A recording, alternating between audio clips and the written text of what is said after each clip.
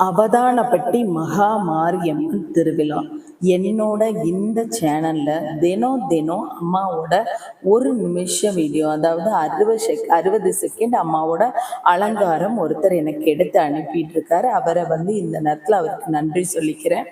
அது மட்டும் இல்லைங்க, இன்னைக்கு கண்டிப்பா அவதானப்பட்டி பக்தர்களுக்காக நான் என்னோட சப்ஸ்கிரைபர், அதாவது என்னோட சேனல்ல பார்த்துட்டு இருக்கிற பக்தர்களுக்காக நான் இன்னைக்கு நைட்டு வீடியோ எடுத்து ஆகணும் அப்படிங்கிறதுனால கார் எடுத்துட்டு பார்க்க வந்தவங்க ரொம்ப ரொம்ப ரொம்ப ரொம்ப அழகோ அழகுங்க.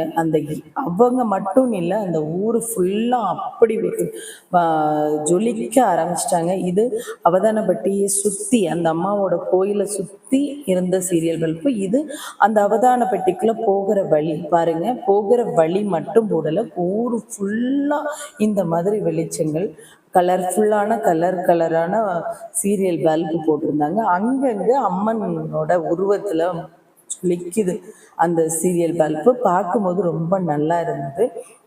அது மட்டும் இல்லைங்க, அதுக்கு இந்த புறமாகவும் கொஞ்சம் இடத்துக்கு, ரொம்ப இடத்துக்கு சீரியல் பல்ப் போட்டிருந்தாங்க. அப்போ நான் இந்த கோயிலில் இந்த இடத்துல ஒரு 4-5 பூசாரிகள் உட்காந்துருந்தாங்க. அவங்கக்கிட்ட இவங்க அம்மாவை நாளைக்கு திருவிழாவில் என்ன பண்ணுவீங்க அந்த கதையெல்லாம் கேட்கும்போது, அவங்க கரகம் எடுத்துகிட்டு வர்றது, அங்கே ஒரு இடத்துல பர்டிகுலர் இடத்துல சங்கமம் மாறுது, அதுக்கப்புறம் அம்மா கிட்ட எல்லாம் பூஜை பண்ணுறது எல்லாத்தையும் அவங்க சொன்னாங்க. கேட்கும்போது நாமளும் வரலாம். அப்போ அவங்களும் சொன்னாங்க, நீங்கள் நிற்கிறதுக்கு கூட இடம் இருக்காது, அந்த அளவுக்கு நாளைக்கு கூட்டம் இருக்குமா அப்படின்னு சொன்னாங்க. சரி, நாம் இன்னைக்கு வந்தது காரணமே இந்த வெளிச்சத்தை, இந்த ஒளியில அம்மாவை பார்க்கணும், இல்லை அம்மாவை காட்டணும் அப்படிங்கிறதுக்காக தான் நான் காலையில் அவர் அனுப்பின வீடியோ கூட நான் இன்னும் எடிட் பண்ணவே இல்லை. நம்மளே காட்டுவோம் சுற்றி எப்படி இருக்காங்க பாருங்க. அந்த ஏரியா ஃபுல்லா அம்மா, அந்த சொல்லுவோம்ல, ஒரு அம்மன் அப்படி இருக்கும்போது அந்த வைப் அப்படி தெரியும்ல, அந்த மாதிரி அந்த கோயில்கிட்ட போன உடனே தெரிஞ்சுதுங்க. அது மட்டும் இல்லை, எனக்கு கோயிலுக்குள்ளே போகும்போதே கண்ணு கலங்க ஆரம்பிச்சிட்டு, ஏன்னா அந்த அளவுக்கு பாசிட்டிவ் வைப்ரேஷன், உனக்கு ஒரு பிரச்சனையும் இல்லை அப்படிங்கிற மாதிரி அங்கே இருந்தது. உடனே அம்மாவை பார்க்குறக்கு போனேன். அங்கே நிறைய பேர் கோயிலில் நாளைக்கு திருவிழாவுக்காக கோலம் போடுறது இந்த வேலையெல்லாம் பார்த்துட்டு இருந்தாங்க. உண்மையிலே அதுக்கெல்லாம் ஒரு குடுப்பனை வேணும்னு சொல்லணும். எல்லா கோயிலும் எல்லாராலையும் எல்லாத்தையும் செய்ய முடியாது. அதுக்குன்னு பர்டிகுலராக இருக்கிறவங்க, அந்த குடுப்பனை இருக்கிறவங்களுக்கு தான் அந்த வேலை நடக்கும். அப்புறம் கோபுரத்தையும் நல்லா தரிசனம் பண்ணிட்டு உள்ளே போனீங்க. உள்ளே போனீங்கன்னா மலர்களால் அப்படி ஒரு அலங்காரங்க. அம்மா எனக்கே தோணிச்சு, நம்ம இப்போ வீடியோவை அனுப்பிட்டு ஆஃப் பண்ணிவிட்டு அம்மா கிட்ட நிறைய நேரம் பேசணும்னு. உள்ளே போன உடனே அம்மா பூஜை எடுத்து குங்குமம் வச்சுட்டு தான் நான் வீடியோ எடுக்க ஆரம்பித்தேன். அம்மாவை பார்த்துட்டு அம்மா கிட்ட நிறைய பேசின மனம் விட்டு அம்மா கிட்ட பேசிட்டு, அம்மா கண் சிமிட்டுறாங்க. அதெல்லாம் பார்க்கும்போது பாருங்கள் அம்மா எப்படி இருக்காங்க அப்படின்னு. அவர்கிட்ட பெர்மிஷன் கேட்டுட்டு தான் நான் அந்த வீடியோ எடுத்தேன்.